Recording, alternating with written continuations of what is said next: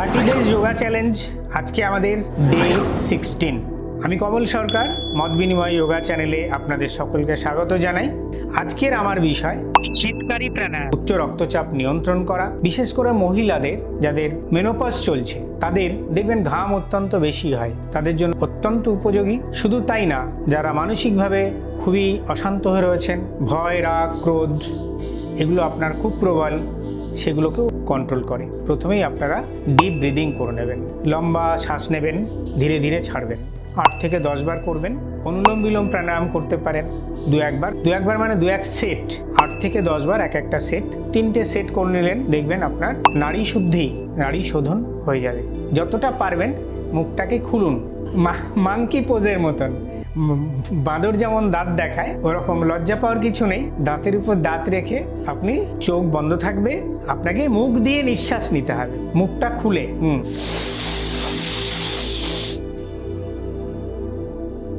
নিঃশ্বাস না হয়ে গেলে মুখটা বন্ধ করে দিন, শ্বাসটাকে ধরে রাখুন, তারপরে নাক দিয়ে ছাড়বেন।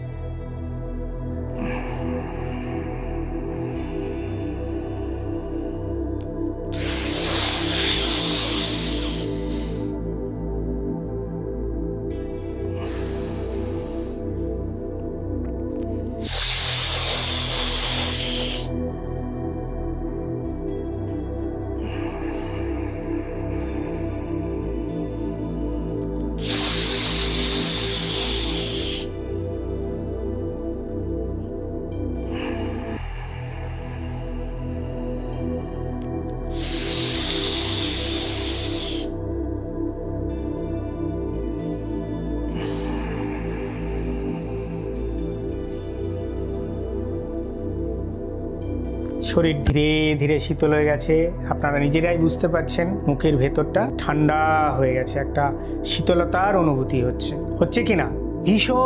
ভীষণ রকম উপকারী এই প্রাণায়াম। আপনি বিশেষ করে গরমকালে আপনি নিয়মিত অভ্যাস করবেন, কসেট করবেন। আপনি 10 মিনিট কন্টিনিউ করুন, কোনো অসুবিধা নেই। 15 মিনিট কন্টিনিউ করুন, কিন্তু নিজের সাধ্যের বাইরে যাবেন না। যার যেমন ক্ষমতা, যে যতটুকু পারবেন ততটুকু করবেন।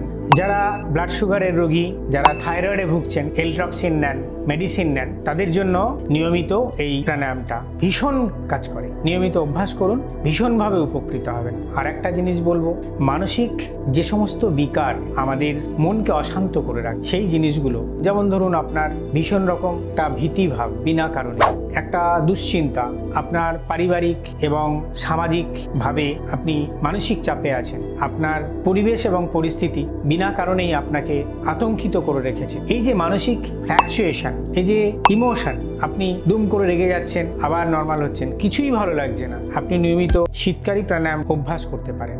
সবশেষে এই প্রাণায়ামটা কমপ্লিট হয়ে যাওয়ার পরে আপনি কি করবেন, সেটা হচ্ছে রাব করুন হাতটাকে ভালোভাবে ঘষুন। দেখুন আমাদের এই দুটো, হঠাৎ করে কেউ ফেন্ট হয়ে গেল, আমরা কি করি, আমরা তার হাতের তলা আর পায়ের তলায় আমরা রাব করি। আপনি নিজের অভ্যাসে রাখুন, একদম প্রতিদিনের একটা অভ্যাস করুন। যখন সময় পাবেন হাত দুটোকে একটু রাব করবেন, একটা গরম ভাব হবে। চোখটা বন্ধ করে এই যে হলো অফ দ্য পাম, এই যে তালুর ভিতরটা, সেই জায়গাটা আপনি রাব করার পরে আপনি চোখের উপরে রাখুন। চোখের উপরে প্রেসার পড়বে না, এই যে হলো অংশটা, এইটা আপনার চোখের উপরে থাকবে। চোখের উপর রেখে আপনি পুরো ডার্কনেস, অন্ধকারটাকে ফিল করুন। এভাবে আপনি 1 মিনিট বসতে পারেন। প্রতিবার বসলেন, আবার রাব করুন,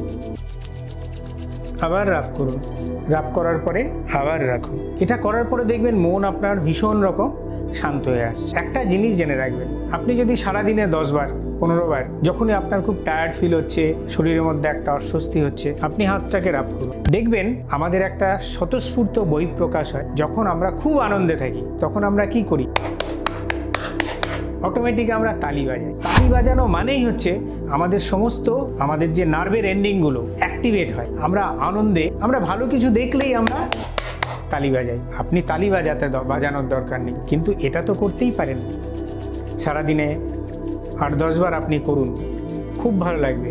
আপনি যখন দেখবেন আমাদের পুজো পাঠের সময় আমরা বলি, আপনি কোনো ভজন করছেন, কীর্তন করছেন, কি করবেন? হরে কৃষ্ণ কৃষ্ণ কৃষ্ণ হরে হরে, হরে রাম রাম রাম হরে হরে। মানেটা আপনি একাগ্র চিত্তে মনটাকে কনসেন্ট্রেট করে আপনি আরাধনা করছেন, মানে আপনার নার্ভ এন্ডিং গুলোকে অ্যাক্টিভেট করছেন। ওই জন্য এটাকে অভ্যাসে আনুন। যখন হালকা ওয়ার্ম হবে সেই ওয়ার্মটাকে আপনি নিন, দেখবেন আপনারা ভালো থাকবেন। কেমন লাগলো ভিডিওটা? ভালো লাগলে লাইক করবেন, সবার মধ্যে শেয়ার করে দিন। ভিডিও ভালো লাগলে সবাইকে শেয়ার করে দিন। আর একটা রিকোয়েস্ট, সাবস্ক্রাইব বাটনটা ক্লিক করতে ভুলবেন না, কারণ ওটাই আমাদের এগিয়ে চলার পাথে। সকলে ভালো থাকুন, সুস্থ থাকুন, এই গরমে আরামে থাকুন এই প্রাণায়ামগুলো করার পরে। আর মত বিনিময় যোগা চ্যানেলের সঙ্গে থাকুন। নমস্কার।